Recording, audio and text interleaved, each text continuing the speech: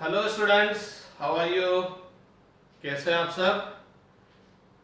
Last class में हम लोग पढ़ रहे थे गोलीय दर्पण के बारे में और आपने देख लिया था कि गोलीय दर्पण क्या होते हैं कि ऐसा दर्पण, ऐसी परावर्तक सतह जिसको मैं गोले का भाग मान सकता हूं, गोलीय दर्पण कहलाते हैं।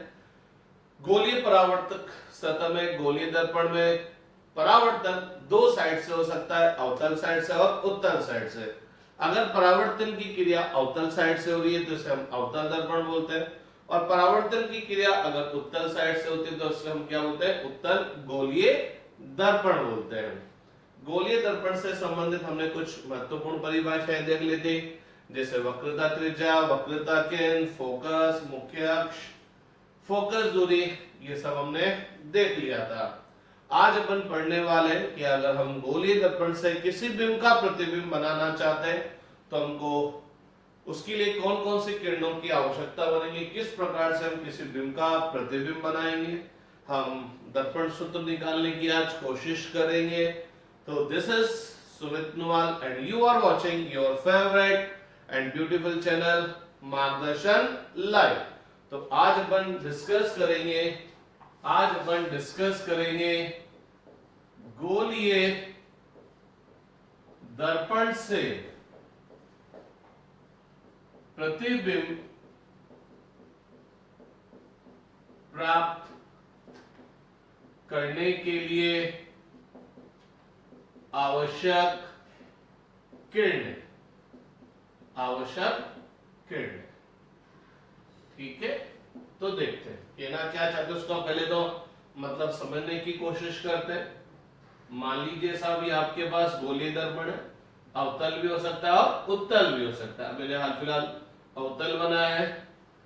इस अवतल गोलीय दर्पण को मैं इस गोले का भाग मान सकता हूं, तो इस गोले का केंद्र क्या हो गया? वक्रता केंद्र। गोलीय दर्पण का मध्य बिंदु क्या कहलाएगा? ध्रुव। वक्रता केंद्र और ध्रुव को मिलाने वाली रेखा क्या कहलाएगी? मुख्य अक्ष। फोकस सी और पी के बिल्कुल ठीक बीच में होगा, बोले तो ये दूरी और ये दूरी सेम होनी चाहिए। अब मान लीजिए मैंने एक बिंब रखा, ये बिंब है, और हाल फिलहाल मैंने बिंब को मुख्य अक्ष के लंबवत रखा है। ये बिंब मुख्य अक्ष के समानांतर भी हो सकता है। तो जो प्रोसेस अभी मैं करूंगा वो प्रोसेस अगर बिंब मुख्य अक्ष के समानांतर है तब भी वही प्रोसेस आपको करना पड़ेगा। तो गौर फरमाइएगा, आपको ये बिंब AB का प्रतिबिंब बनाना है। ये बिंब AB एक्सटेंडेड है, बड़ा ऑब्जेक्ट है। तो जब भी मेरे को किसी बड़े ऑब्जेक्ट का प्रतिबिंब बनाना होगा, चाहे वो दर्पण से बनाऊं चाहे वो लेंस से बनाऊं, मैं एक ही प्रोसेस करूंगा। हर बड़े बिंब को क्या करूंगा? अनेक छोटे बिंदुवत बिंब से मिलकर बना मान लूंगा। हर बिंदुवत बिंब का दर्पण या लेंस की सहायता से प्रतिबिंब निकाल लूंगा। सारे प्रतिबिंबों को जोड़ दूंगा, हर बिंदुवत बिंब के लिए प्राप्त सारे प्रतिबिंब को जोड़ दूंगा, तो उस पूरे बड़े बिंब का प्रतिबिंब आ जाएगा। तो उदाहरण के तौर पे मान लीजिए मेरे को इस बिंदुवत बिंब B का प्रतिबिंब बनाना है। AB का बाद में बताऊंगा, पहले B की बात कर रहा हूं। मेरे को B का प्रतिबिंब बनाना है, तो B बिंब है, तो नो डाउट इस बिंब से, इस बिंदुवत बिंब B से अनेक सारी प्रकाश किरणें चलेगी, अनंत प्रकाश किरणें चलेगी। उनमें से बहुत सारी प्रकाश किरणें इस अवतल दर्पण पर क्या होगी? आपतित होगी। आप सब जानते हैं ये जब प्रकाश किरणें अवतल दर्पण पर जाएगी तो टकरा के वापस लौटेगी, अर्थात परावर्तित होगी। परावर्तित किरणों का कटान बिंदु क्या कहलाएगा? प्रतिबिंब। तो ये सारी परावर्तित किरणें जहां जाकर कटेगी प्रतिबिंब कहलाएगा। तो अगर आपको बिंब का प्रतिबिंब बनाना है तो एग्जैक्ट आपको यह पता होना चाहिए कि यह वाली प्रकाश किरण परावर्तन के पश्चात इधर जाएगी कि इधर जाएगी कि इधर जाएगी। इसी तरह से इसका भी पता होना चाहिए, तभी तो एग्जैक्ट पॉइंट आपको मिलेगा जहां पर ये जाके कटेगी।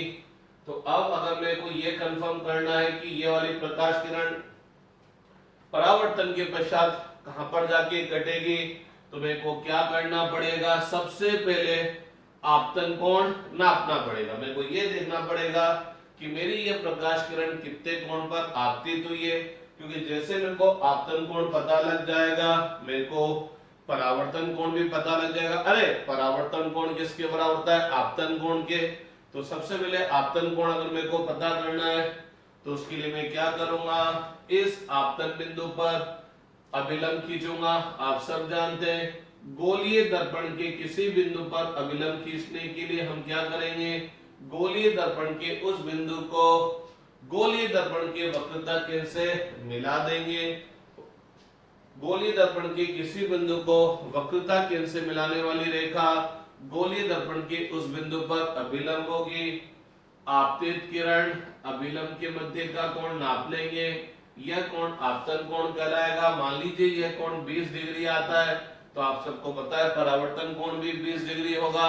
और परावर्तित किरण क्या होगी, परावर्तित किरण आपतित किरण अभिलंब की साइड है तो परावर्तित किरण क्या होगी, दूसरी साइड होगी। तो आप इस अभिलंब से दूसरी साइड में 20 डिग्री के कोण पर एक रेखा खींच देंगे, एक किरण बना देंगे तो यह क्या हो जाएगी, परावर्तित किरण। इसी तरह से इस आपतित किरण का देखना है कि परावर्तित किरण किधर जाएगी तो फिर यहाँ पर क्या खींचो, अभिलंब खींचो, आपतन कोण नापो, फिर उतने ही कोण पर परावर्तित किरण प्रदर्शित कर दो। तो ये काम तो बहुत टफ हो जाएगा कि बार बार आपको आपतन कोण परावर्तन कोण नापना पड़ेगा। तो इस काम को सीधा करने के लिए हम क्या करें, कुछ ऐसी आपतित किरणें ले, दर्पण पर कुछ ऐसी आपतित किरणें ले जिनका हमको पहले से ही पता हो कि परावर्तन के पश्चात वो किधर जाएगी। इस वाली किरण का मेरे को पता नहीं, एग्जैक्ट मेरे को पता नहीं, ये तो पता है कि ये टकराएगी वापस लौटेगी, लेकिन एग्जैक्ट ये आएगी कि इधर आएगी कि इधर आएगी, एग्जैक्ट पता नहीं है। तो उसके लिए आई और आर नापने पड़ेंगे। लेकिन मैं कुछ प्रकाश किरणें ऐसी ले सकता हूं जिनके बारे में मेरे को पहले से पता होगा कि परावर्तन के पश्चात वो कहां से गुजरेगी, अर्थात वहां पर आपको आई और आर नापने की आवश्यकता नहीं होगी। तो अब अगर मेरे को किसी भी बिंब का, किसी भी बिंदुवत बिंब का प्रतिबिंब गोलीय दर्पण की सहायता से बनाना है तो मैं केवल उन्हीं किरणों को लूंगा जिनके बारे में मेरे को पहले से ही पता है। क्यों? एक और खास बात, क्योंकि वो 2 या 3 किरणें परावर्तन के पश्चात जहां पर जाकर मिलेगी, बाकी अन्य सभी आपतित किरणें भी परावर्तन के पश्चात वहीं पर जाकर मिलेगी, परावर्तन के पश्चात वहीं पर जाकर मिलेगी। तो अपन वो किरणें देखते हैं जो अपन को पहले से ही पता होगा कि परावर्तन के पश्चात वो किधर से होकर गुजरेगी। तो पहली किरण तो अपन पहले पढ़ चुके हैं, फोकस की परिभाषा में पढ़ चुके हैं। क्या? मुख्य अक्ष के समांतर आने वाली प्रकाश किरण गोलीय दर्पण से परावर्तन के पश्चात गोलीय दर्पण के फोकस से गुजरती है।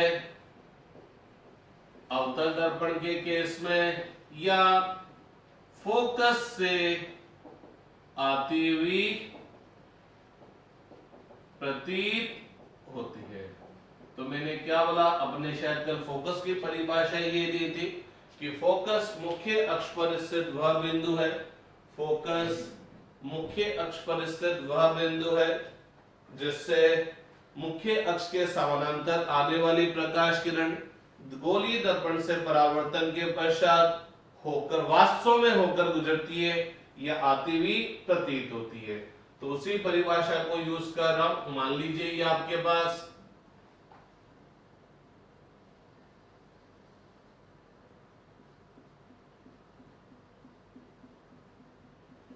अवतल गोलीय दर्पण है, ये अवतल गोलीय दर्पण इस गोले का भाग मान सकते हैं। तो इस गोले का केंद्र वक्रता केंद्र, ये दर्पण का मध्य बिंदु ध्रुव, वक्रता केंद्र और ध्रुव को मिलाने वाली रेखा मुख्य अक्ष, फोकस इन दोनों के बिल्कुल ठीक बीच में होगा क्योंकि हम लास्ट क्लास में पढ़ चुके हैं कि जो फोकस दूरी होती है P और F के बीच की दूरी होती है वो वक्रता त्रिज्या की आधी होती है। तो आज की तारीख में अपन को पहले से पता है कि फोकस कहां पर होगा। ठीक है जनाब, ये आपका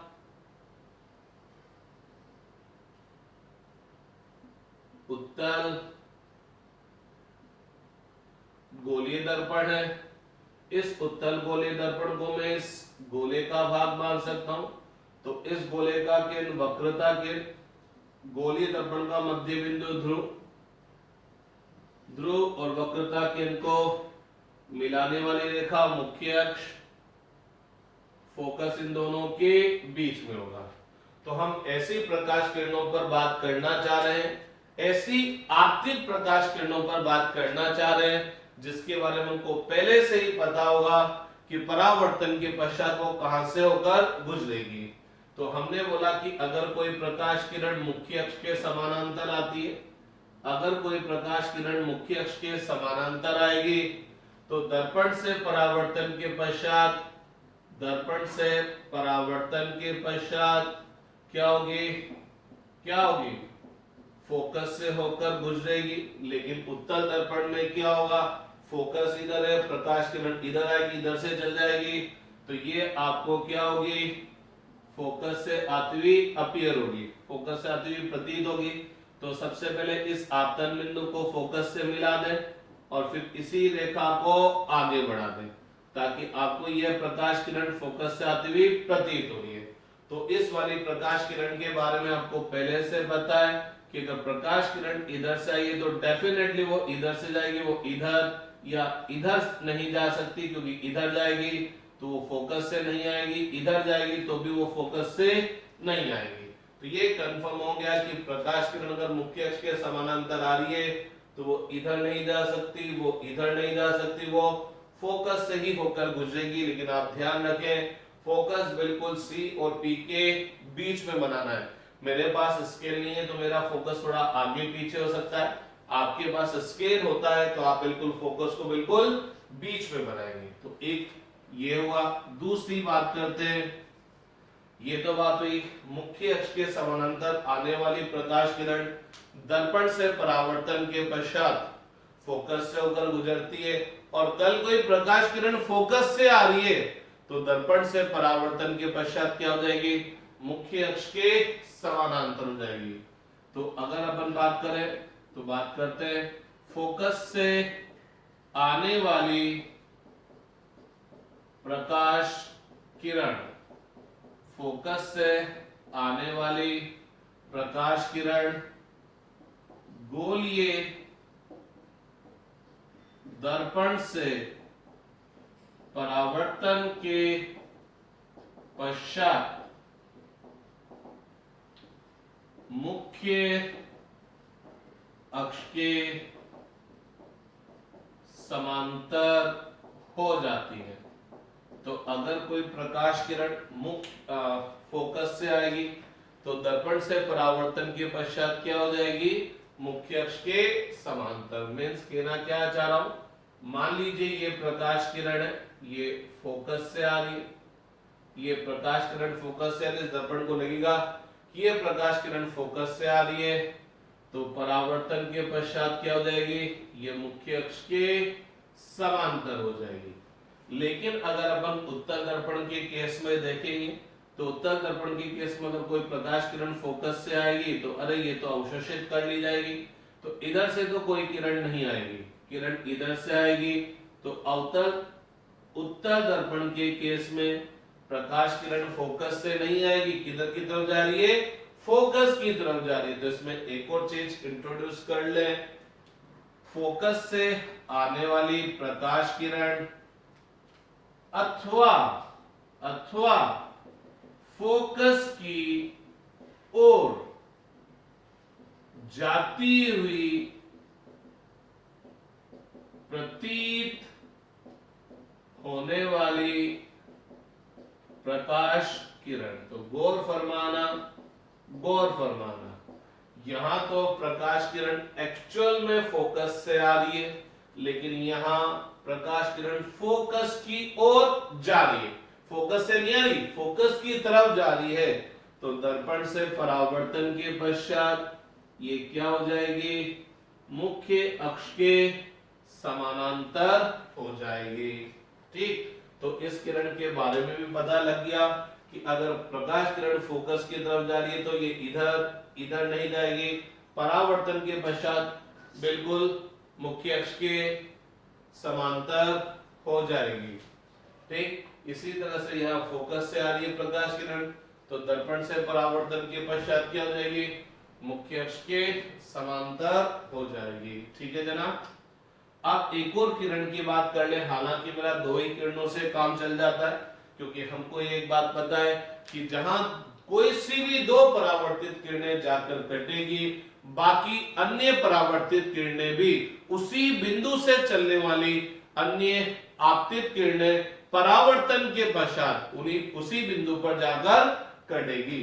तो किसी बिंदु से चलने वाली 2 प्रकाश किरणें परावर्तन के पश्चात जहां कटेगी ना, बाकी अन्य सभी किरणें भी परावर्तन के पश्चात वहीं जाकर कटेगी।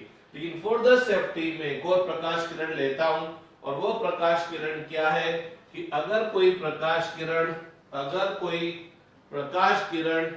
वक्रता केंद्र से आती है, अगर कोई प्रकाश किरण वक्रता केंद्र से आती है या वक्रता केंद्र की ओर जाती हुई प्रतीत होती है, तो गौर फरमाना हम एक सब बात जानते हैं कि गोलीय दर्पण के किसी भी बिंदु को अगर मैं वक्रता केंद्र से मिलाता हूं तो वह रेखा गोलीय दर्पण के उस बिंदु पर क्या होगी, अभिलंब होगी। तो अगर कोई भी प्रकाश किरण वक्रता केंद्र से आती हुई दिख रही है, इसका मतलब यह प्रकाश किरण इस दर्पण पर क्या हो रही है, अभिलंबत आपतित हो रही है। अरे यह जो रेखा है दर्पण के किसी बिंदु को वक्रता केंद्र से मिलाने वाली रेखा गोलीय दर्पण के इस बिंदु पर अभिलंबित तो है, अर्थात प्रकाश किरण, अगर कोई प्रकाश किरण वक्रता केंद्र से आ रही है या प्रकाश किरण वक्रता केंद्र की ओर जा रही है, अरे ये रेखा जो है गोलीय दर्पण के इस बिंदु पर अभिलंब है, ये रेखा अभिलंब है, तो इस रेखा का ऊपर पीछे की तरफ बढ़ाए तो ये पूरी लाइन अभिलंब हुई। तो इसका मतलब अगर कोई प्रकाश किरण वक्रता केंद्र से आ रही है या वक्रता केंद्र की ओर जा रही है, तो वह प्रकाश किरण गोलीय दर्पण पर अभिलंबत आपतित होती है। और पूरी दुनिया जानती है भैया कि जब कोई प्रकाश किरण परावर्तक सतह पर, चाहे वो समतल हो, चाहे वो गोलीय हो, चाहे वो परवलय हो, अगर कोई प्रकाश किरण परावर्तक सतह पर लंबवत आपतित होती है तो प्रकाश किरण उसी पथ पर विपरीत दिशा में लौट जाती है। आपको याद दिलाऊं थोड़ा सा, यह परावर्तक सतह है और अगर प्रकाश किरण अभिलंब के अनुदिश आती है तो परावर्तन के पश्चात उसी पथ पर विपरीत दिशा में चल जाती है। तो वक्रता केंद्र से आने वाली प्रकाश किरण अथवा वक्रता केंद्र की ओर जाती हुई प्रतीत होने वाली प्रकाश किरण गोलीय दर्पण से परावर्तन के पश्चात उसी पथ पर विपरीत दिशा में लौट आती है। तो मैं क्या कहना चाह रहा हूं, लिख देता हूं, वक्रता केंद्र से आने वाली प्रकाश किरण अथवा वक्रता केंद्र की ओर जाती हुई प्रतीत होने वाली प्रकाश किरण गोलीय दर्पण से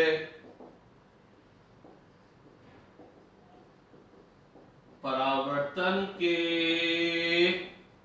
पश्चात उसी पथ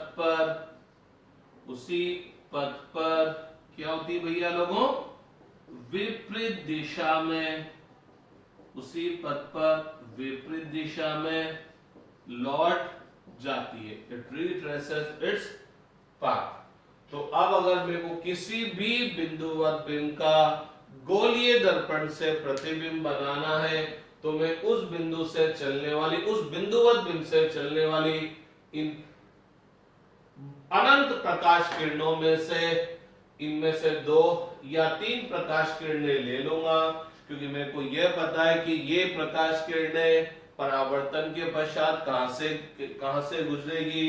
इन किरणों का परावर्तन के पश्चात कटान बिंदु देख लूंगा, वह कटान बिंदु ही उस बिंदुवत बिंब का क्या होगा, प्रतिबिंब, और उस बिंदुवत बिंब से चलने वाली अन्य सारी प्रकाश किरणें भी गोलीय दर्पण से परावर्तन के पश्चात उसी बिंदु पर जाकर कटेगी। तो आप लिख लीजिए फटाफट।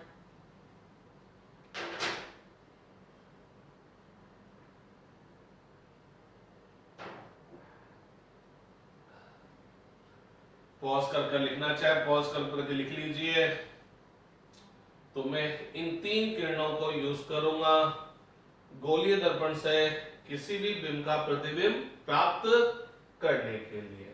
ठीक है, अब मैं, चलिए आपने लिख लिया, अब मैं आपको एक बहुत अच्छा सा कॉन्सेप्ट बताता हूं जो कि परावर्तन में भी लगेगा और अपवर्तन में भी लगेगा, और वह है प्रिंसिपल ऑफ रिवर्सिबिलिटी। हिंदी में तो मेरे को एग्जैक्ट पता नहीं है। प्रिंसिपल ऑफ रिवर्सिबिलिटी बोले तो रिवर्स होने का सिद्धांत। तो समझिएगा क्या कहना चाह रहा हूं, समझिएगा क्या कहना चाह रहा हूं। देखिएगा, ये मान लीजिए परावर्तक सतह किसी भी टाइप की हो सकती है। ये प्रकाश किरण आई, इस बिंदु पर आकर गिरी, परावर्तन के पश्चात इधर गई। कल कोई मैं इस प्रकाश किरण की दिशा बदल दूं और बोलूं कि ये प्रकाश किरण इधर से नहीं, इधर नहीं जा रही है, इधर से आ रही है, प्रकाश किरण इधर से आ रही है, तो अब की बार क्या होगा, अब की बार क्या होगा, देखना, ये प्रकाश किरण आई, टकराई, इधर चले गई, ये आपतन कोण है, ये परावर्तन कोण है। लेकिन अगर मैं इस प्रकाश किरण को घुमा दूं, विपरीत दिशा में कर दूं और मैं बोलूं ये जा नहीं रही है, ये इस दिशा से आ रही है, तो ये इधर से आएगी, तो अब की बार यह कोण क्या कहलाएगा, आपतन कोण। ठीक, और प्रकाश किरण ये टकरा के क्या होगी, इधर चल जाएगी, और यह कोण क्या कहलाएगा, परावर्तन कोण। पहले गौर फरमाइएगा, आपतन कोण कितना था 30, परावर्तन कोण कितना था 30। अगर मैं इसको घुमा दूंगा तो अब की बार आपतन कोण कितना हो जाएगा 30, परावर्तन कोण भी कितना हो जाएगा 30। इसका मतलब अगर प्रकाश किरण इधर से आके टकरा के इधर जा रही है, तो अगर ये इधर से आती तो ये इस पथ पर क्या हो जाती, विपरीत दिशा में चल जाती। इसका मतलब प्रकाश किरण क्या हो गई, रिवर्स हो गई, उल्टी हो गई। अब आप बोलेंगे कि सर प्रकाश किरण कोई चीज थोड़ी कि मैं टू घुमा दूं, उल्टा थोड़ी कर सकता हूं, कि तो मैं कैसे करूंगा। मान लीजिए ये प्रकाश किरण जा रही है, ये प्रकाश किरण आई, टकराई, इधर जा रही है, और यहां पर मैंने क्या कर दिया, एक समतल दर्पण रख दिया, और इस समतल दर्पण पर यह प्रकाश किरण लंबवत आपतित हुई। तो पूरी दुनिया जानती है अगर कोई प्रकाश किरण किसी परावर्तक सतह पर लंबवत आपतित होगी तो टकराने के पश्चात क्या होगी, वापस उसी पथ पर लौट आएगी। तो जैसे मैंने यहाँ समतल दर्पण रखा तो ये प्रकाश किरण वापस आएगी, तो ये वापस आई, यहाँ टकराई, तो ये इधर चल जाएगी। इसको बोलते हैं प्रिंसिपल ऑफ रिवर्सिबिलिटी। इधर से आ रही है, टकरा के इधर जा रही है, तो अगर इधर से आती तो टकरा के वापस इसी पथ पर क्या हो जाती, विपरीत दिशा में चल जाती, जो कि एक तरह से यहाँ हो रहा है।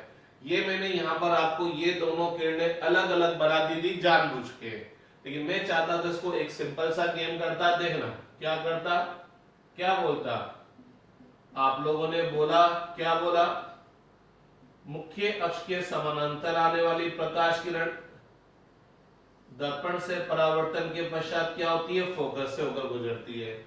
तो प्रिंसिपल ऑफ रिवर्सिबिलिटी के अकॉर्डिंग अगर मैं बोलता ये इस प्रकाश किरण को उल्टी करता तो ये फोकस से आ रही है, तो ये क्या हो गई, मुख्य अक्ष के समानांतर।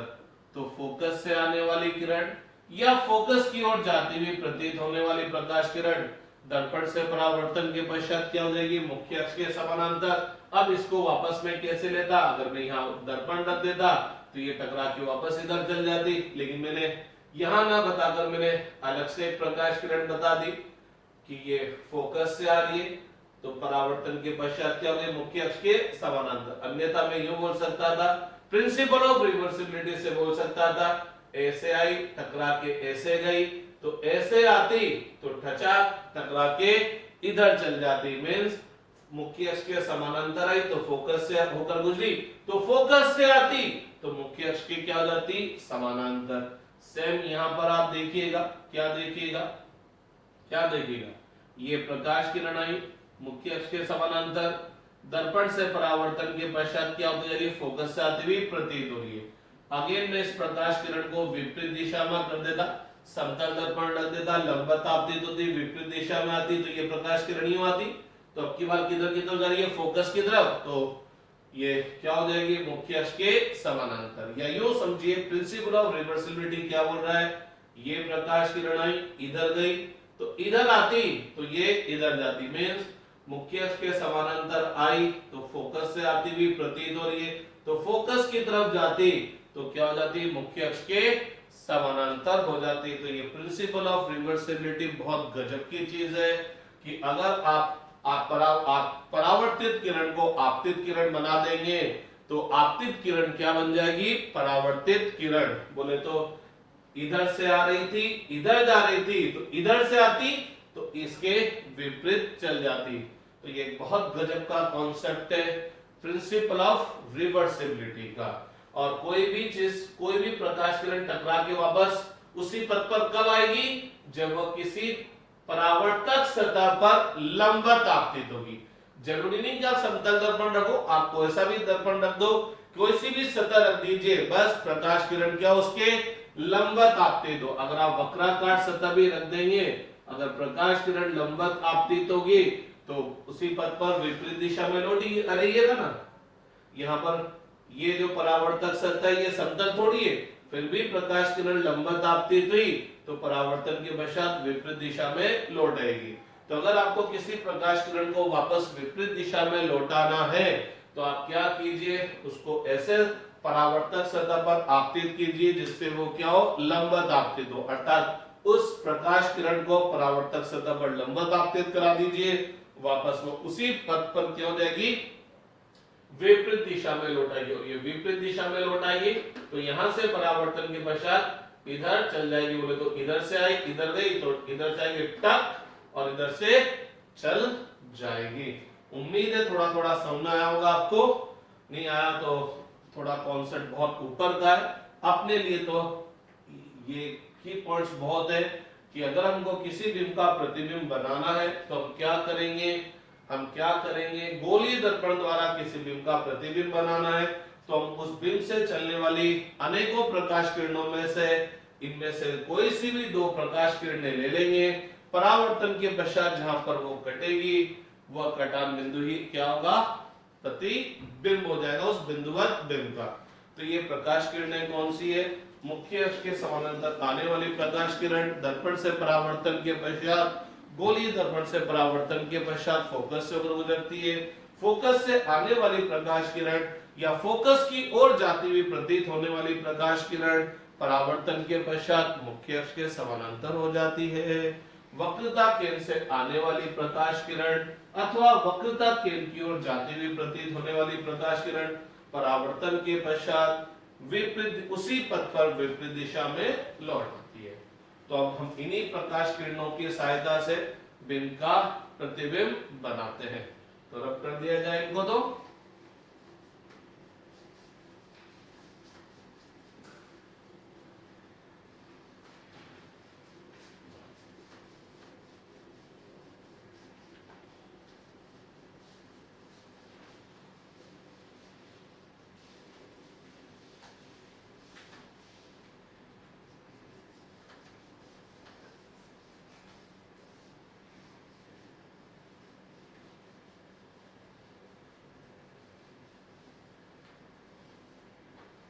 तो साहब अब अपन बात करते हैं अवतल गोलीय दर्पण से प्रतिबिंब का निर्माण। हम बिंब को अलग अलग जगह पर रखेंगे और अवतल गोलीय दर्पण से प्राप्त प्रतिबिंब की स्थिति और उसकी प्रकृति का अध्ययन करेंगे। प्रतिबिंब की प्रकृति से मेरा मतलब क्या है कि प्रतिबिंब वास्तविक बन रहा है कि आभासी बन रहा है, प्रतिबिंब सीधा बन रहा है कि उल्टा बन रहा है, बिंब से बड़ा बन रहा है कि बिंब से छोटा बन रहा है। मैं अभी आपको एक सिंपल सा कॉन्सेप्ट बता दूं, अगर प्रतिबिंब उल्टा बनेगा तो वास्तविक होगा, सीधा बनेगा तो आभासी बनेगा। एक चीज तो अभी से आप पकड़ लीजिए, अगर सीधा है तो आभासी है, उल्टा है तो वास्तविक है। तो अगर किसी स्थिति में प्रतिबिंब उल्टा बना तो फटाफट बोल दीजिए वास्तविक बनेगा, सीधा बन रहा तो फटाफट बोल दीजिए आभासी बनेगा। अभी अपन देख लेंगे और अच्छे से डिटेल में। तो बात करते हैं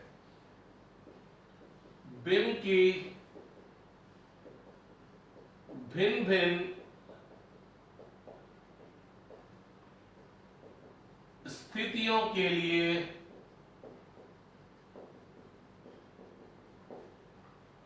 अवतल दर्पण से प्राप्त प्रतिबिंब की स्थिति तथा प्रकृति का अध्ययन। प्रकृति का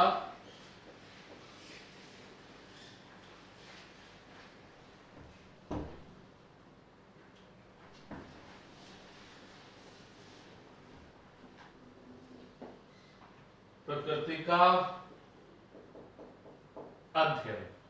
तो हम क्या करेंगे, बिंब को अलग अलग स्थान पर रखेंगे और अवतल दर्पण द्वारा प्रतिबिंब देखेंगे कहां पर बनता है और किस प्रकार से बनता है।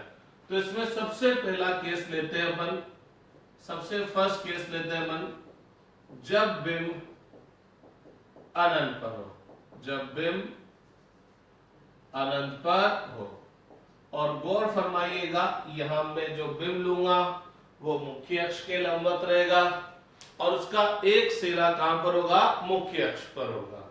ठीक है, वो कहना क्या चाह रहा हूं यूं समझिएगा, मैं यहां किसी भी स्थिति में बिंब कहीं पर भी रखूं, लेकिन मैं क्या करने वाला हूं, हर बार जैसे मैंने बिंब कहां रखा, अनंत पर रखा, बिंब मुख्य अक्ष के लंबवत रखा और उसका एक सिरा कहां पर होगा, मुख्य अक्ष पर। मैं बिंब अनंत और सी के मध्य रखूंगा तो भी ये रहेगा, जब बिंब सी और एफ के मध्य होगा, जब बिंब एफ और पी के मध्य होगा, जब बिंब एफ पर होगा, जब बिंब सी पर होगा। तो मैं इन सारी स्थितियों में क्या करने वाला हूं जनाब, क्या करने वाला हूं, बिंब को क्या कर रहा हूं, मुख्य अक्ष के लंबवत रख रहा हूं। ठीक है कि नहीं बात, और उसका एक सिरा कहां पर रख रहा हूं, मुख्य अक्ष पर ही रख रहा हूं, एक सिरा कहां रख रहा हूं, मुख्य अक्ष पर ही रख रहा हूं। ठीक है, तो सबसे पहला केस देखें, जब बिंब अनंत पर हो, तो मान लीजिए ये आपका अवतल दर्पण है, ये आपका अवतल दर्पण है, ये इस गोले का एक छोटा सा भाग था, तो इस गोले का केंद्र वक्रता केंद्र, ये इसका पोल हो गया, ध्रुव हो गया, ये इनको मिलाने वाली रेखा मुख्य अक्ष हो गई। ठीक है, प्रिंसिपल एक्सिस हो गई, इन दोनों का मध्य बिंदु फोकस हो गया। तो जनाब अपन इस स्थिति में बात करें कि बिंब कहां पर है, अनंत पर, तो ये बिंब बहुत बहुत बहुत दूर है, लेकिन मैं इसको बोर्ड पर प्रदर्शित करने के हिसाब से यहां पर बता देता हूं। तो एक्चुअल में हम बहुत दूर दूर दूर दूर जाते जाते कहां पर पहुंच गए, अनंत पर। यह बिंब मुख्य अक्ष के लंबवत है और इसका ए बिंदु मुख्य अक्ष पर ही है। ठीक है कि नहीं बात। तो अगर मेरे को इस बिंब का प्रतिबिंब बनाना है तो मैं क्या करूंगा, इस बिंब को अनेक बिंदुवत बिंबों से मिलकर बना मान लूंगा। मैंने ऊपर वाला बिंदुवत बिंब लिया, तो मैं इस बिंदुवत बिंब का इस अवतल दर्पण से प्रतिबिंब प्राप्त करने की कोशिश करूंगा। तो गौर फरमाइएगा, ये बिंब बहुत दूर है, अनंत पर है। तो जब बिंदुवत बिंब से प्रकाश किरणें आएगी, जब बिंदुवत बिंब से प्रकाश किरणें आएगी, अरे बिंब कहां पर है? अनंत पर। तो एक तरह से प्रकाश किरणें कहां से आ रही है? अनंत से आ रही है। एक तरह से अपन मान सकते हैं प्रकाश किरणें क्या आ रही है? अनंत से आ रही है। तो जब प्रकाश किरणें अनंत से आएगी, तो आपके पास आते आते आते आते ये प्रकाश किरणें क्या हो जाएगी? समानांतर हो जाएगी। तो गौर फरमाना, इस अवतल दर्पण पर ये दो समानांतर किरणें आपतित हो रही है। इसका मतलब पहली बात तो ये क्या, ये आपतित किरणें इस दर्पण पर जाकर गिर रही है। हम लोगों ने बोला था आपतित किरणों का कटान बिंदु क्या कहलाएगा?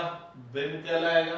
तो अगर मैं इन आपतित किरणों को पीछे की तरफ बढ़ाऊं, तो चूंकि ये दोनों समानांतर किरणें हैं, तो पूरी दुनिया जानती है कि दो समानांतर रेखाएं कहां पर जाकर मिलती है? अनंत पर। अर्थात ये दोनों किरणें कहां जाके मिलेगी? अनंत पर मिलेगी। तो आपतित किरणों का कटान बिंदु क्या होगा? क्या होगा? बिंब होगा। तो इसका मतलब अगर जब बिंब अनंत पर है, तो उससे आने वाली प्रकाश किरणें, आप तक आने वाली प्रकाश किरणें क्या हो जाएगी? समानांतर हो जाएगी। तो इस बिंब बी से चलने वाली प्रकाश किरणें इस दर्पण के पास पहुंचेगी, तब तक वो क्या हो जाएगी? समानांतर हो जाएगी। क्या हो जाएगी? समानांतर हो जाएगी। थोड़ी सिंपल केस के हिसाब से मैं ये मान के चल रहा हूं कि ये प्रकाश किरणें समानांतर तो है ही सही, साथ साथ ये मुख्य अक्ष के भी समानांतर है। साथ साथ ये क्या है? मुख्य अक्ष के भी समानांतर है। तो आप सब जानते हैं मुख्य अक्ष के समानांतर आने वाली प्रकाश किरण दर्पण से, गोलीय दर्पण से परावर्तन के पश्चात कहां से होकर गुजरेगी? फोकस से होकर गुजरेगी। ये वाली प्रकाश किरण भी दर्पण से परावर्तन के पश्चात कहां से होकर गुजरेगी? फोकस से होकर गुजरेगी। तो पता लगा ये दोनों परावर्तित किरणें कहां पर जाकर मिली? फोकस पर। तो इस बिंदुवत बिंब का प्रतिबिंब कहां पर मिला? फोकस पर मिला, बी'। इसका बिंदुवत प्रतिबिंब फोकस पर मिल गया, बी'। इसी तरह से अगर आप और अन्य सभी बिंदुवत बिंबों का प्रतिबिंब निकालते हैं, तो गौर फरमाना, ए तो मुख्य अक्ष पर है, तो जो बिंब मुख्य अक्ष पर होगा, एक बात समझ लीजिए, उसका प्रतिबिंब भी कहां पर होगा? मुख्य अक्ष पर ही होगा। क्योंकि इससे चलने वाली सारी प्रकाश किरणें परावर्तन के पश्चात क्या होगी? मुख्य अक्ष पर ही मिलेगी। किसी दिन समझाऊंगा मैं इस चीज को, ठीक है। तो अगर ए मुख्य अक्ष पर है, तो इसका प्रतिबिंब भी मुख्य अक्ष पर ही मिलेगा। और कहां पर मिलेगा? फोकस पर ही मिलेगा। क्योंकि ये भी अनंत पर है, तो अनंत से आने वाली किरणें आपस में समानांतर होगी, और वो कहां पर जाके मिलेगी? फोकस पर जाकर मिलेगी। तो पता लगा इस बी का प्रतिबिंब बी' पर मिला, इस बी का प्रतिबिंब फोकस पर मिला, और इस ए का प्रतिबिंब भी फोकस पर मिला। तो ए' और बी' के बीच की दूरी तो शून्य, क्योंकि दोनों एक ही पॉइंट पर है। इसका मतलब जो प्रतिबिंब होगा वो बिंदुवत होगा। कहां पर बनेगा? फोकस पर बनेगा। परावर्तित किरणें वास्तव में जाकर कट रही है, तो क्या हो जाएगा? वास्तविक होगा। तो अगर मैं प्रतिबिंब की बात करूं, प्रतिबिंब की स्थिति की बात करूं, तो प्रतिबिंब की स्थिति क्या है भैया? कहां पर बना? फोकस पर बना। प्रकृति के बारे में बात करूं तो क्या बना? बिंदुवत बना, छोटा सा बना। और नो डाउट बिंदुवत बना तो बिंब से तो छोटा सा है, बिंदुवत बना। और क्या बना? वास्तविक बना। क्या बना? वास्तविक बना। अब ऐसा करते हैं, इस बिंब को अनंत से पकड़ के लाते हैं और सी से थोड़ा सा दूर रखते हैं। हम क्या करें? बिंब को अलग अलग जगह पर रखेंगे और ये देखने की कोशिश करेंगे कि अवतल दर्पण से प्राप्त प्रतिबिंब कहां पर बनता है, उसकी प्रकृति क्या होगी। ठीक है जनाब। तो चलिए बिंब को अनंत से लाते हैं।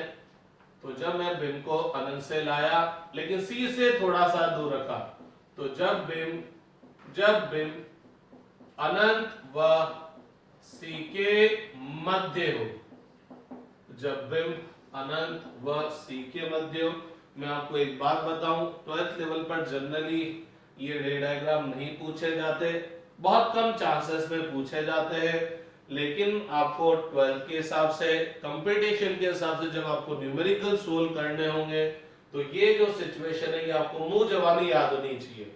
आपको याद होना चाहिए कि बिंब यहां पर होगा तो प्रतिबिंब कहां पर बनेगा, कैसा बनेगा, सीधा बनेगा, उल्टा बनेगा, वास्तविक बनेगा, आभासी बनेगा, बिंब से छोटा बनेगा, बिंब से बड़ा बनेगा, क्योंकि उसमें आपको आंसर चेक करने में बहुत आसानी होती है। तो अब की बार अपन क्या करते हैं, बिंब को अनंत से पास लेकर आए, खिचिक खिचिक खिचिक खिचिक, समझ में आ गया होगा, समझ में आ गया होगा, और समझ में आ गया होगा कि मैंने क्या काम किया। फोकस इनके बिल्कुल बीच में होगा जनाब। तो एक बिंब लिया मैंने ये ए बी, एक बिंब लिया ये ए बी, ये बिंब ए बी अनंत और सी के मध्य है। तो मेरे को इस बिंब ए बी का प्रतिबिंब बनाना है। तो अगेन मैं क्या करूंगा, इस बिंब ए बी को अनेक बिंदुवत बिंबों से मिलकर बना मान लूंगा। तो मैंने ऊपर वाला ये एक बिंदुवत बिंब लिया, मैंने कहा बी का प्रतिबिंब बना दो, बाकी का प्रतिबिंब भी वैसे बन जाएगा।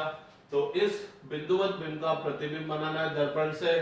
तो एक्चुअल में तो बी से बहुत सारी किरणें चलेगी, लेकिन हर किरण के बारे में कोई ये नहीं पता होगा कि परावर्तन के पश्चात किधर जाएगी, लेकिन हाँ ये इसका पता है कि मुख्य अक्ष के समानांतर आएगी।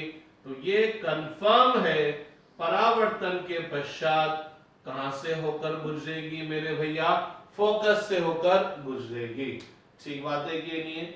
और एक और प्रकाश किरण का मेरे को पता है कि अगर कोई प्रकाश किरण वक्रता केंद्र से आएगी तो परावर्तन के पश्चात उसी पथ पर विपरीत दिशा में लौट आएगी।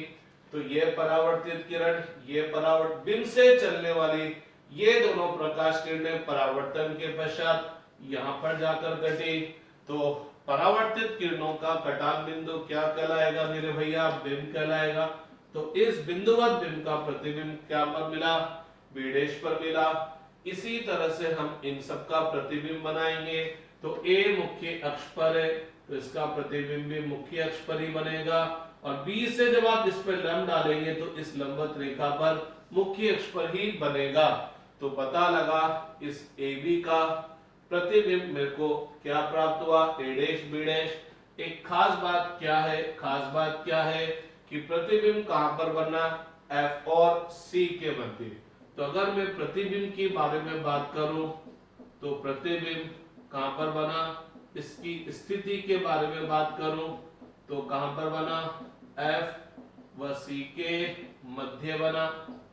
प्रकृति की अगर अपन बात करें, प्रकृति की अगर अपन बात करें तो एक बात बताओ, वास्तविक बना कि उल्टा बना। अरे परावर्तित किरणें वास्तव में यहां जाकर मिल रही है तो वास्तविक बनेगा। और आप सब जानते होंगे यदि परावर्तित किरणें अभिसारित प्रकृति की होगी तो प्रतिबिंब क्या बनेगा, वास्तविक बनेगा। उल्टा बना कि सीधा बना, तो गौर फरमाओ, ए मुख्य अक्ष पर है, इसका प्रतिबिंब भी मुख्य अक्ष पर है, लेकिन ये भी मुख्य अक्ष से ऊपर था लेकिन इसका प्रतिबिंब मुख्य अक्ष से नीचे। मींस अगर मैं इसको पाऊं और बी को सिर बोलूं तो प्रतिबिंब में पाऊं तो मुख्य अक्ष पर है लेकिन सिर नीचे चला गया तो क्या बना, उल्टा बना। ये बिंब से क्या बना, छोटा बना। तो घोड़ थोड़ा सा अगर अपन गौर फरमाएंगे तो एक बहुत गजब की चीज आती है कि जब बिंब, यह बिंब अनंत पर था, यह जब बिंब अनंत पर था तो प्रतिबिंब कहां पर बना था, फोकस पर। जैसे ही बिंब को पास में लाया प्रतिबिंब फोकस से थोड़ा सा दूर चला गया। एक और खास बात थी, जब बिंब अनंत पे था तो प्रतिबिंब बिल्कुल छोटा सा था, मिच्चू सा था, ठीक है ना। लेकिन जैसे बिंब पास में लाया प्रतिबिंब दूर तो गया लेकिन प्रतिबिंब का आकार भी बढ़ गया। बोले तो बिंब पास लाते हैं तो प्रतिबिंब थोड़ा दूर खिसक रहा है और उसका साइज बढ़ गया। तीसरा केस देखें, जब बिंब कहां पर हो, सी पर हो। इस डायग्राम को बहुत एक्यूरेटली बनाना पड़ता है, अन्यथा ये एग्जैक्ट डायग्राम नहीं बनता। तो बिल्कुल नाप तोल करके बनाइएगा, फोकस को बिल्कुल वक्रता केंद्र और फोकस के वक्रता केंद्र और ध्रुव के बीच में रखिएगा। बहुत नाप तोल कर आंख लगाएं और ढंग से डायग्राम बनाएं, तभी बनेगा। ये इसका वक्रता केंद्र हो गया, ये ध्रुव हो गया, ये मुख्य अक्ष हो गई और ये फोकस हो गया। तो मेरे पास मेजरमेंट करने का सिस्टम नहीं है, तो मेरे थोड़ा ऊपर नीचे डायग्राम बन सकता है, लेकिन आप जब घर पे बैठ के या एग्जामिनेशन हॉल पर डायग्राम बनाएंगे तो ये डायग्राम बिल्कुल प्रॉपर मेजरमेंट से बनाना पड़ेगा आपको, तभी जाके एग्जैक्ट डायग्राम बनेगा। इस AB का मेरे को प्रतिबिंब बनाना है, तो मैं क्या करूंगा, इस बिंब B का प्रतिबिंब बनाऊंगा। इस B से चलने वाली एक प्रकाश किरण ली जो कि मुख्य अक्ष के समानांतर गई, परावर्तन के पश्चात कहां से होकर गुजरेगी, फोकस से। अगर मैं इससे एक और प्रकाश किरण लूं वक्रता केंद्र से, तो ये वाली किरण तो दर्पण पर टकराएगी नहीं, तो लौट के कहां से आएगी, कोई बात नहीं, मत टकरा दो। अरे मेरे पास एक और प्रकाश किरण है, कौन सी प्रकाश किरण है, ये रही। ये प्रकाश किरण फोकस से आ रही है, तो पूरी दुनिया जानती है फोकस से आने वाली प्रकाश किरण परावर्तन के पश्चात क्या होती है, मुख्य अक्ष के समानांतर जाती है। तो यह प्रकाश किरण परावर्तन के पश्चात क्या हो जाएगी, मुख्य अक्ष के समानांतर चल जाएगी। तो ये दोनों परावर्तित किरणें यहां जाकर कटी, तो ये B का प्रतिबिंब मिला B' पर। इसी तरह से बाकी सारे बिंदुवत बिंबों का प्रतिबिंब मिल जाएगा। क्योंकि A मुख्य अक्ष पर है तो इसका प्रतिबिंब भी मुख्य अक्ष पर बनेगा। अरे ये क्या हुआ, इस A का प्रतिबिंब तो इस A पर ही बन गया और एक आता वक्रता केंद्र पर। तो अगर कोई बिंदुवत बिंब वक्रता केंद्र पर है तो उसका प्रतिबिंब वक्रता केंद्र पर ही बनेगा। तो ये क्या हुआ, बिंब को और पास लाया तो ये प्रतिबिंब और पीछे खिसक गया और दूर चला गया, और अब की बार शायद आकार पहले से बढ़ गया। और ढंग से बनाएंगे तो इसका साइज बिल्कुल इसके बराबर आएगा। तो अगर अपन बात करें प्रतिबिंब की स्थिति के बारे में कि प्रतिबिंब की स्थिति क्या है, तो प्रतिबिंब की स्थिति क्या है, कहां पर बना, वक्रता केंद्र पर बना। प्रकृति के बारे में बात करें तो क्या बना, वास्तविक बना। परावर्तित किरणें वास्तव में जाकर घट रही है तो वास्तविक बना। क्या बना, उल्टा बना और बिंब के बराबर बना। तो जैसे जैसे हम बिंब को पास में लाते जा रहे हैं तो प्रतिबिंब बिंब से दूर जाता जा रहा है और बिंब का प्रतिबिंब का आकार बढ़ता जा रहा है। तो बिंब को अपन अनंत से लाते लाते कहां पर पहुंच गए, सी पर। सी से और आगे चलते हैं, सी और एफ के बीच में रखते हैं। तो आप फटाफट बना लीजिए, इसको राइट डाउन कर लीजिए।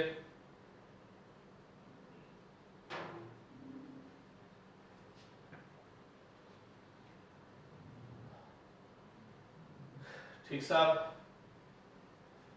अब अपन और आगे बढ़ते हैं।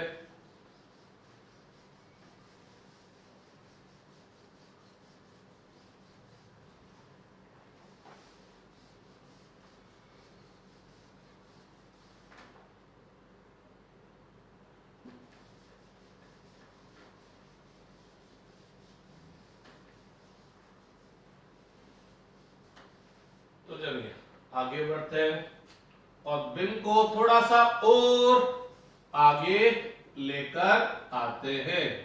तो जब बिंब सी व एफ के मध्य हो, जब बिंब सी व एफ के मध्य हो, तो जनाब ये मेरा अवतल दर्पण है, ठीक। ये वक्रता केंद्र हो गया, ये ध्रुव हो गया, ये मुख्य अक्ष हो गई, ये फोकस हो गया। तो जनाब बिंब मैंने कहां पर रखा, सी व एफ के मध्य। तो इस बिंब का प्रतिबिंब बनाना है तो अपन सबसे पहले बी का प्रतिबिंब बना ले। बी से चलने वाली प्रकाश किरणें देख ले, लेकिन हर एक प्रकाश किरण के बारे में मेरे को नहीं पता परावर्तन के पश्चात किधर जाएगी, लेकिन एक बात पता है कि अगर प्रकाश किरण मुख्य अक्ष के समानांतर गई तो ये कंफर्म है परावर्तन के पश्चात कहां से गुजरेगी, फोकस से गुजरेगी। ठीक है कि नहीं बात। एक और प्रकाश किरण ले लेते हैं, एक और प्रकाश किरण लेते हैं जो किधर की तरफ जा रही है, फोकस की तरफ जा रही है। तो पूरी दुनिया जानती है फोकस की तरफ जाने वाली प्रकाश किरण परावर्तन के पश्चात मुख्य अक्ष की क्या हो जाएगी, समानांतर हो जाएगी। तो मुख्य अक्ष के समानांतर होने का हो जाएगी। तो इस बिंब बी का प्रतिबिंब कहां पर मिला, बी डैश पर मिला, और बी डैश पर मिला। इस ए का प्रतिबिंब ए डैश पर ही मिलेगा। तो पता लगा, क्या पता लगा, क्या पता लगा, क्या पता लगा कि जैसे बिंब को मैंने थोड़ा सा आगे किया, सी से आगे किया, प्रतिबिंब सी से थोड़ा सा और क्या हो गया भैया, पीछे चला गया। मीन्स जो प्रतिबिंब बनेगा उसकी स्थिति क्या होगी, सी से दूर बना, बोले तो सी व अनंत के मध्य बना। प्रकृति के बारे में बात करूं तो भैया वास्तविक बना कि उल्टा, वास्तविक बना क्या आभासी, वास्तविक बना, उल्टा बना कि सीधा बना, उल्टा बना। और अब की बार तो ये बिंब से क्या हो गया, बड़ा बन गया। तो जैसे जैसे हम बिंब को पास में लाते, जब बिंब अनंत पे था तो प्रतिबिंब फोकस पे था, बिल्कुल छोटा सा था, बिच्छू सा था। अनंत से पास लाए, सी और एफ के मध्य रखा तो प्रतिबिंब एफ और सी के मध्य गया। सी पर लाए तो सी पर पहुंचा और बड़ा हो गया, बिंब के बराबर हो गया। और सी से और लाए तो प्रतिबिंब सी से भी दूर चला गया और बिंब से भी बड़ा बन गया। तो जैसे जैसे हम बिंब को पास में लाते जा रहे हैं, प्रतिबिंब दर्पण से दूर जाता जा रहा है और प्रतिबिंब का आकार बढ़ता जा रहा है। अब नेक्स्ट केस की बात करें, जब बिंब एफ पर हो, बोले तो फोकस पर ही हो। तो भैया लोगों अब की बात आपका बिंब फोकस पर ही है, ये पोल है, थोड़ा बहुत मेजरमेंट करके बना लूं तो ये फोकस हो गया और ये वक्रता केंद्र हो गया।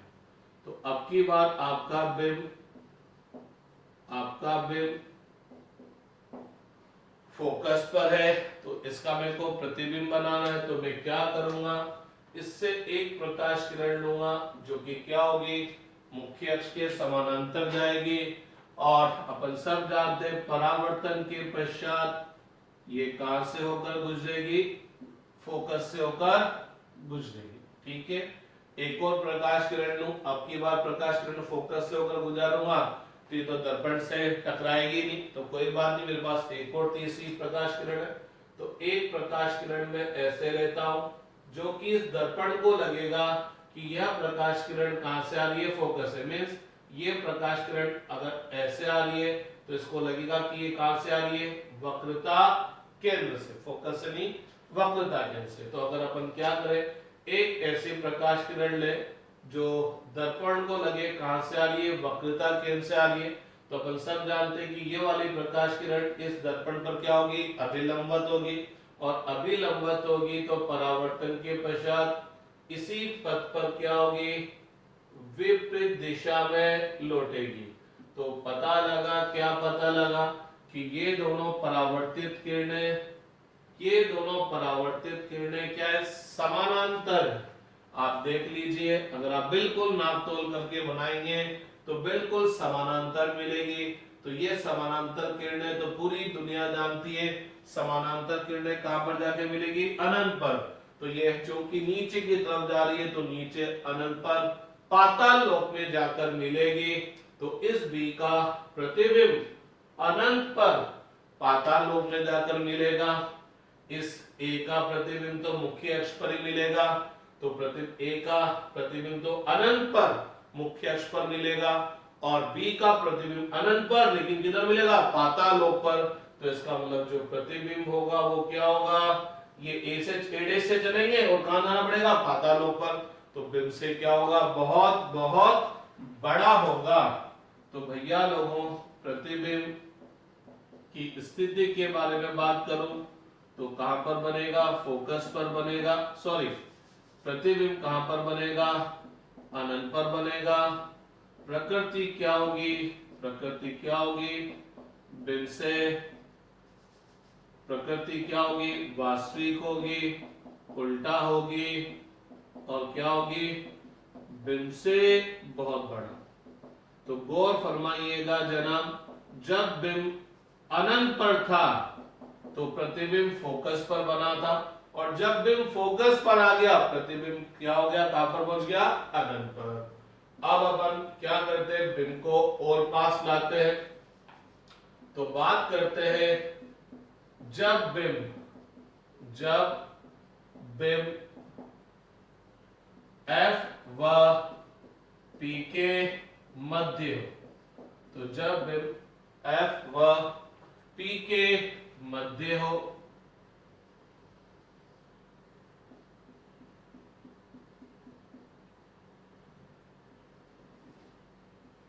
ये पोल हो गया, ये फोकस, ये वक्रता के। तो अब की बार मैंने बिंब को कहां रख दिया, F व P के मध्य। बिंब को कहां रख दिया, F व P के मध्य। तो इस बिंब से एक प्रकाश किरण जाएगी मुख्य अक्ष के समानांतर, परावर्तन के पश्चात बिंब को कहां से आती हुई प्रतीत होगी, वो कहां से आती हुई, मुख्य अक्ष के समानांतर गई। तो परावर्तन के पश्चात कहां से होकर गुजरेगी, वो फोकस से होकर गुजरेगी। एक और प्रकाश किरण ले, जो कि दर्पण को क्या लगे, कहां से आ रही है, वक्रता केंद्र से आ रही है।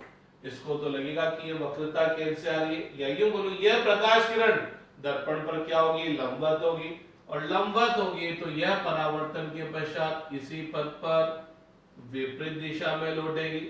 तो क्या हुआ, पता लगा, अरे ये दोनों परावर्तित किरणें तो अपसारित प्रकृति की है, इनके बीच की दूरी लगातार बढ़ती जा रही है। तो जब परावर्तित किरणें अपसारित प्रकृति की है, इनके बीच की दूरी लगातार बढ़ती जा रही है, तो जब हम इनको पीछे ये आगे बढ़ाएंगे तो मिलेगी नहीं, तो अगर हम इनको पीछे की तरफ बढ़ाएंगे तो हमको ये दोनों प्रकाश किरणें इस बिंदु से आती हुई प्रतीत होगी। तो इस बी का प्रतिबिंब बन जाएगा क्या, बी डैश। तो इसी तरह से इस ए बी का प्रतिबिंब बन जाएगा ए डैश बी डैश। तो अब की बार चूंकि परावर्तित किरणें अपसारित प्रकृति की फैल रही है, तो प्रतिबिंब क्या होगा, आभासी होगा, क्योंकि परावर्तित किरणें तो आगे जाकर नहीं कटेगी। देखने वाले को लगेगा कि ये प्रकाश किरणें पीछे से आ रही है, अर्थात प्रकाश किरणें परावर्तन के पश्चात एक्चुअली बी डैश पर नहीं मिलेगी, इवन बी डैश से आते हुए प्रतीत होगी। तो प्रतिबिंब क्या होगा, आभासी होगा। तो प्रतिबिंब की अगर मैं स्थिति की बात करूं तो पहली बात, प्रतिबिंब क्या पर मिला, दर्पण के पीछे मिला। स्थिति के बारे में बात करूं, पीछे मिला। प्रकृति के बारे में बात करूं तो क्या मिला, आभासी मिला। आभासी मिला, देखिए सीधा मिला कि उल्टा, अरे बी भी मुख्य अक्ष के ऊपर है और इसका प्रतिबिंब बी डैश भी मुख्य अक्ष के ऊपर है, तो क्या मिला, सीधा मिला। और क्या मिला, बिंब से बड़ा मिला, बिंब से बड़ा मिला। तो सिंपल सी एक बात देखें, जब बिंब अनंत पे था, तो प्रतिबिंब फोकस पे था। जब बिंब को मैं अनंत से सी के मध्य लाया तो प्रतिबिंब एफ और सी के मध्य चला गया। जब बिंब को सी पर लाया तो प्रतिबिंब सी पर आया।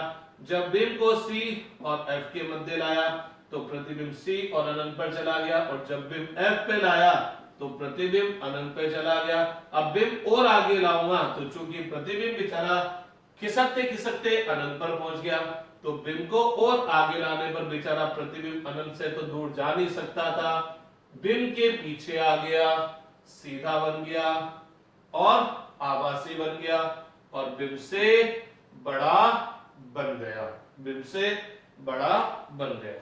तो आप फटाफट लिख लीजिए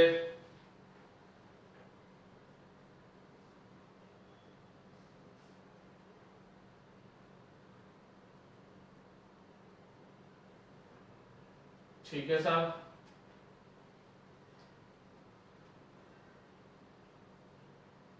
रब कर दिया जाए।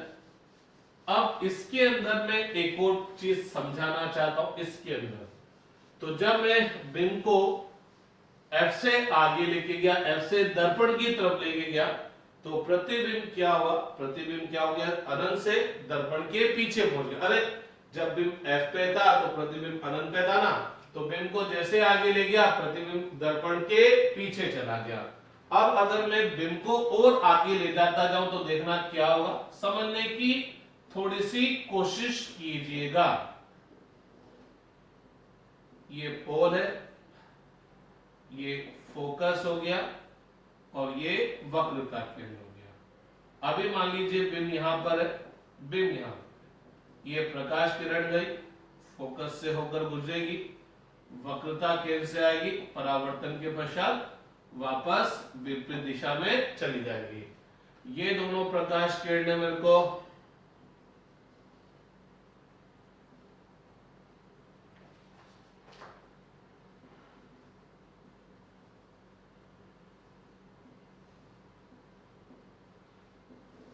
यहां से आती हुई प्रतीत हो रही है, तो इस AB का प्रतिबिंब मिला A डैश B डैश।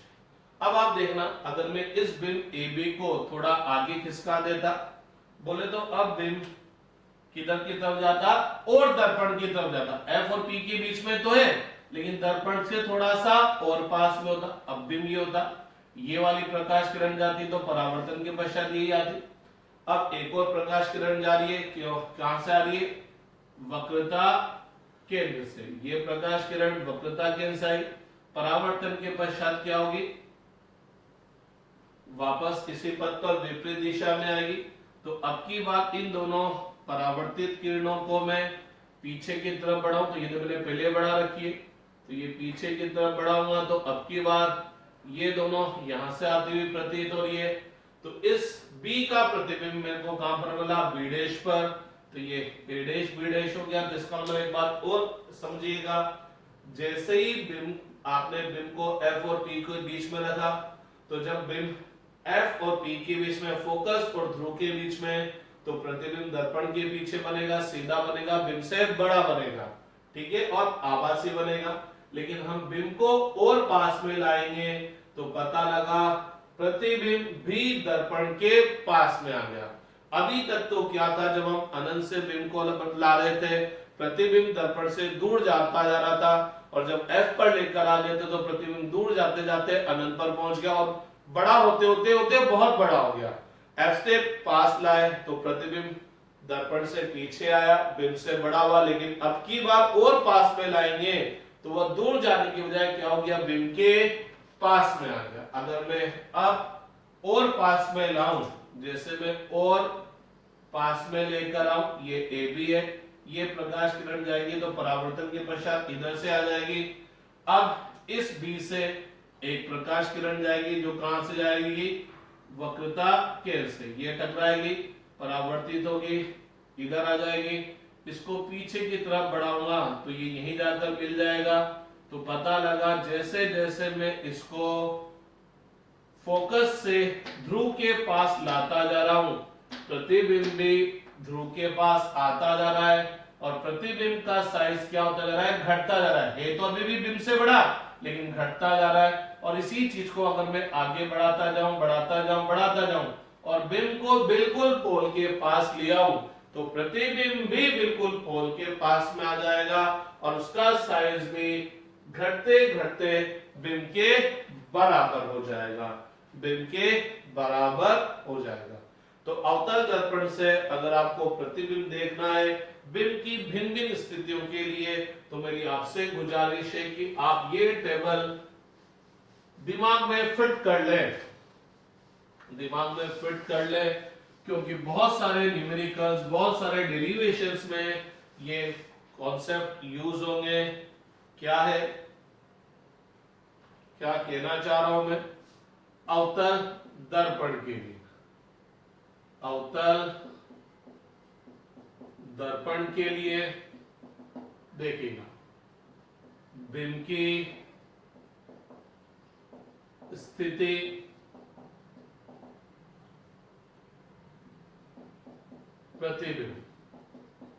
प्रतिबिंब के दो पार्ट कर देते हैं, प्रतिबिंब की स्थिति और प्रतिबिंब की प्रकृति।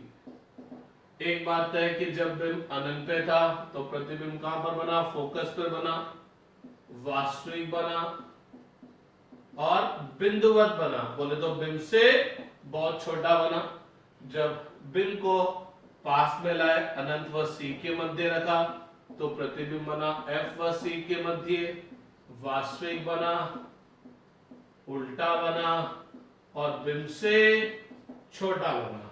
और पास में लाए, सी पर लाए तो प्रतिबिंब भी सी पर बना, वास्तविक बना, उल्टा बना, बिंब के बराबर बना। और पास में लाए तो सी व एफ के मध्य,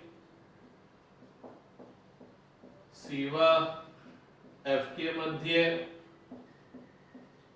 तो पता लगा प्रतिबिंब कहां पर बना? सी व अनंत के मध्य बना, वास्तविक बना, उल्टा बना, बिंब से बड़ा बना, एफ पर रखा, एफ पर रखा तो प्रतिबिंब कहां पर बना? अनंत पर बना, वास्तविक बना, उल्टा बना और बिंब से बहुत बड़ा बना। और अगर आप एफ व पी के मध्य रखेंगे तो प्रतिबिंब कहां पर बनेगा? दर्पण के पीछे बनेगा। अभी तक इन सारे केसेस में बिंब और प्रतिबिंब दोनों एक ही साइड थे। गौर फरमाइएगा, बिंब और प्रतिबिंब एक ही साइड थे।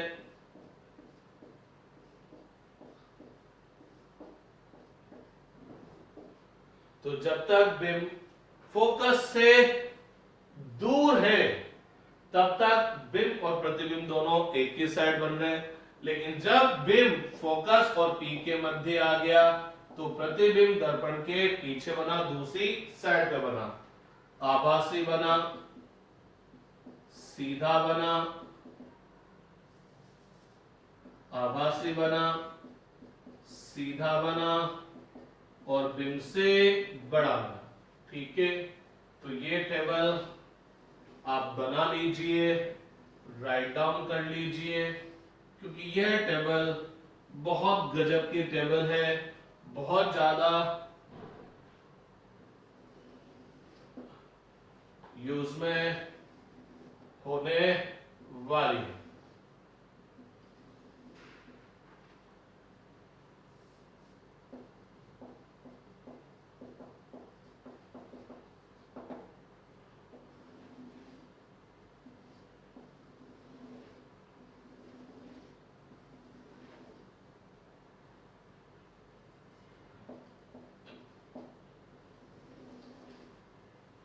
तो ये टेबल बन गई। आप देख रहे होंगे मैंने एक ब्लॉक छोड़ रखा है, ये मैंने आवर्धन क्षमता के लिए ब्लॉक छोड़ रखा है। तो जिस दिन अपन आवर्धन क्षमता पढ़ेंगे दर्पण की, उस दिन इस वाले ब्लॉक को भरेंगे। ठीक बात है कि नहीं है? तो जनाब ये तो बात हुई अवतल दर्पण के लिए। अब अपन बात कर लेते हैं उत्तल दर्पण के लिए भी। तो बिंब की भिन्न भिन्न स्थितियों के लिए ये आप राइट डाउन कर लीजिए, ये आप राइट डाउन कर लीजिए और दिमाग में बिठा लिएगा कि हो क्या रहा है एक्चुअल में। तो अब अपन बात करेंगे बिंब की भिन्न भिन्न स्थितियों के लिए उत्तल दर्पण से प्राप्त प्रतिबिंब की स्थिति तथा प्रकृति का अध्ययन करना। तो रब कर दिया जाए। तो अब की बार अपन उत्तल दर्पण लेंगे और उत्तल दर्पण द्वारा प्राप्त प्रतिबिंब की स्थिति और प्रकृति का अध्ययन करेंगे। सबसे पहला पॉइंट वही है, जब बिंब कहां पर है भैया, अनंत पर है। तो जब बिंब अनंत पर हो तो गौर फरमाइएगा, उत्तल दर्पण ये रहा आपका उत्तल दर्पण, ये वक्रता केंद्र हो गया, ये पोल हो गया और फोकस बीच में हो। तो जनाब बिंब कहां पर है, कहां पर है, अनंत पर है, बहुत दूर है। बिंब अनंत पर है, बहुत दूर है। तो इस बिंब का मेरे को प्रतिबिंब बनाना है। ध्यान रहे बिंब अभी भी मुख्य अक्ष के लंबवत है, ठीक है। तो मैं इस बी का प्रतिबिंब बनाऊंगा। तो इस बी से जो प्रकाश किरणें मेरे इस उत्तल दर्पण पर आएगी तो अनंत से आने वाली प्रकाश किरणें आपस में समानांतर होगी और मैं ये मान के चल रहा हूं कि ये प्रकाश किरणें मुख्य अक्ष के भी समानांतर है। तो ये दोनों प्रकाश किरणें परावर्तन के पश्चात क्या होगी, मेरे को फोकस से आती हुई प्रतीत होगी। तो ध्यान रखना जब आप ये रे डायग्राम बनाएंगे, ये प्रकाश परावर्तित किरणें आप पहले मत बना देना। क्यों? क्योंकि ये परावर्तित किरणें, इनसे परावर्तन के पश्चात होने वाली परावर्तित किरणें कहां से आती हुई प्रतीत होनी चाहिए, फोकस से। तो पहले इस आपतन बिंदु को फोकस से मिलाना और इसी लाइन को फिर आगे बढ़ाना। इसी तरह से इसको फोकस से मिलाना और फिर इसी लाइन को आगे बढ़ाना। तभी जाकर आप बोल सकते हैं कि ये दोनों रेखाएं, ये दोनों प्रकाश किरणें हमको फोकस से आती हुई प्रतीत होगी। तो बी का प्रतिबिंब कहां पर मिलेगा, बी डैश पर मिलेगा। अरे परावर्तित किरणें वास्तव में जाकर तो नहीं मिलेगी क्योंकि इनके बीच की दूरी तो लगातार बढ़ रही है। अपसारित प्रकृति की है तो ये आगे जाकर तो नहीं मिलेगी, आपको ये यहां से आती हुई प्रतीत होगी। तो परावर्तित किरणों का कटान बिंदु क्या कहलाएगा, प्रतिबिंब कहलाएगा। लेकिन यह प्रतिबिंब क्या होगा, आभासी होगा। इसी तरह से बाकी सारे बिंदुवत बिंबों का प्रतिबिंब निकालेंगे। तो चूंकि ए मुख्य अक्ष पर है तो इसका प्रतिबिंब भी मुख्य अक्ष पर बनेगा। तो बोले तो प्रतिबिंब आभासी होगा, प्रतिबिंब आभासी होगा और कहां पर बनेगा, फोकस पर बनेगा और बिल्कुल छोटा सा बनेगा। बोले तो क्या बनेगा, बिंदुवत बनेगा। अब अगर हम बिंब को पास में लाए तो चूंकि इस मुख्य अक्ष पर इधर कोई C और F नहीं है, C और F इधर है, लेकिन इधर तो बिंब रखेंगे तो प्रकाश किरणें परावर्तित ही नहीं होगी। तो यहां केवल दूसरा केस क्या होगा, जब बिंब अनंत और पोल के मध्य है। तो सेकंड केस देख लेते हैं, जब बिंब अनंत व P के मध्य है। तो जब बिंब अनंत और P के मध्य होगा तो देखिए क्या होगा, गौर फरमाते हैं जनाब। ये आपका अवतल दर्पण है, ये आपका ध्रुव हो गया, ये वक्रता केंद्र हो गया, ये मुख्य अक्ष हो गई, फोकस ऑलमोस्ट बीच में हो गया, ये ए बी हो गया। इसका प्रतिबिंब बनाना है। अब की बार बिंब अनंत और पी के मध्य है, इससे एक प्रकाश किरण चली, मुख्य अक्ष के समानांतर चली जनाब। ये मुख्य अक्ष के समानांतर चली। मुख्य अक्ष के समानांतर जाने वाली प्रकाश किरणें क्या होगी, परावर्तन के पश्चात कहां से आती हुई प्रतीत होगी, फोकस से। तो इसको फोकस से मैंने मिला दिया और इसी रेखा को आगे बढ़ा दिया। दूसरी प्रकाश किरण क्या होगी, क्या होगी, दूसरी प्रकाश किरण कौन सी ले, जिसके बारे में आपको पहले से पता है। तो एक और प्रकाश किरण लेता हूं जो किधर किधर जा रही है, वक्रता केंद्र की ओर जा रही है। तो पूरी दुनिया जानती है कि वक्रता केंद्र की ओर जाती हुई प्रतीत होने वाली प्रकाश किरण गोलीय दर्पण से परावर्तन के पश्चात क्या होगी, वापस उसी पथ पर विपरीत दिशा में लौट आएगी। तो ये परावर्तित किरण, ये परावर्तित किरण, ये दोनों परावर्तित किरणें तो अपसारित प्रकृति की फैल रही है, आगे जाकर तो नहीं मिलेगी, लेकिन जब हम इनको पीछे की तरफ बढ़ाएंगे तो ये दोनों किरणें, ये दोनों परावर्तित किरणें इस बिंदु से आती हुई प्रतीत होगी। तो इस बी का प्रतिबिंब मिल क्या मिला मेरे को, बी डैश। परावर्तित किरणों का कटान बिंदु प्रतिबिंब होगा, लेकिन एक्चुअल में ये दोनों परावर्तित किरणें जाकर नहीं कट रही है, तो प्रतिबिंब अगेन क्या हो गया, आभासी हो गया। इसी तरह से और बहुत सारे बिंदुवत बिंबों का प्रतिबिंब निकाल लेंगे। चूंकि ए मुख्य अक्ष पर है तो इसका प्रतिबिंब भी मुख्य अक्ष पर मिलेगा। तो इस तरह से इस ए बी का प्रतिबिंब मेरे को मिल जाएगा ए डैश बी डैश, जो कि क्या होगा, आभासी होगा, सीधा होगा और बिंब से छोटा होगा। तो एक चीज समझ लीजिए, अगर प्रतिबिंब आभासी है तो वो सीधा होगा, और वास्तविक है तो अपने आप क्या बोल दीजिए, वो उल्टा होगा। कहां पर बना, एफ व पी के मध्य। तो गौर फरमाइएगा, अवतल दर्पण के केस, सॉरी उत्तल दर्पण के केस में जब बिंब अनंत पे था तो प्रतिबिंब कहां पर बना था, फोकस पर। बिंब को पास लाए तो प्रतिबिंब भी पास आ गया। अब एक और चीज समझिएगा, अगर मैं इस बिंब को और पास ले आता, देखना क्या होगा, और पास लेकर आ जाता, बिंब यहां की बजाय यहां पर होता, तो ये बात तय कि ये प्रकाश किरण जाती, परावर्तन के पश्चात फोकस से आती। अब इसका प्रतिबिंब बनाने के लिए मेरे को एक और प्रकाश किरण लेनी पड़ेगी। तो मैंने ये प्रकाश किरण ली, ये जो किधर की तरफ जा रही है, वक्रता केंद्र की तरफ जा रही है, जो किधर की तरफ जा रही है, वक्रता केंद्र की तरफ। तो आप सब जानते हैं ये प्रकाश किरण जब वक्रता केंद्र की तरफ जाएगी तो टकराकर इसी पथ पर विपरीत दिशा में लौटेगी। तो ये दोनों परावर्तित किरणें हैं, और ये दोनों परावर्तित किरणें आगे जाकर तो नहीं मिलेगी, क्योंकि इनके बीच की दूरी लगातार बढ़ रही है। तो पीछे की तरफ बढ़ाएं इसको, और इसको पीछे की तरफ बढ़ाएं, तो यहाँ पर मिला। तो ये प्रतिबिंब अब नया बना। तो इसका मतलब क्या था, जब बिंब यहाँ पर था तो प्रतिबिंब ये था, बिंब को पास में लाया तो प्रतिबिंब भी दर्पण के पास में पहुंच गया, और बिंब से बड़ा, सॉरी पहले की तुलना में बड़ा हो गया है, तो बिंब से भी छोटा। तो जैसे जैसे बिंब को उत्तल दर्पण के समीप लाते जाएंगे, उत्तल दर्पण द्वारा प्राप्त प्रतिबिंब भी दर्पण के पास आता जाएगा और उसका आकार बढ़ता जाएगा। और जब बिल्कुल इसको मैं पोल के पास ले आऊंगा तो प्रतिबिंब का आकार बढ़ते बढ़ते बिल्कुल बिंब के बराबर हो जाएगा, और प्रतिबिंब भी कहां पर पहुंच जाएगा, पोल पर ही पहुंच जाएगा। तो उत्तल दर्पण के केस में देखा कि बिंब लेफ्ट हैंड साइड पर है, बिंब दर्पण के सामने है, और प्रतिबिंब दर्पण के पीछे बन रहा है।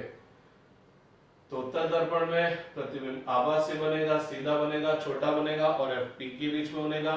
बिंब को पास लाने पर प्रतिबिंब भी दर्पण के पास जाएगा और प्रतिबिंब का आकार बढ़ता जाएगा। तो चलिए आज की क्लास के लिए इतना सा बहुत है, फिर नेक्स्ट क्लास में आगे स्टार्ट करते हैं। Thank you.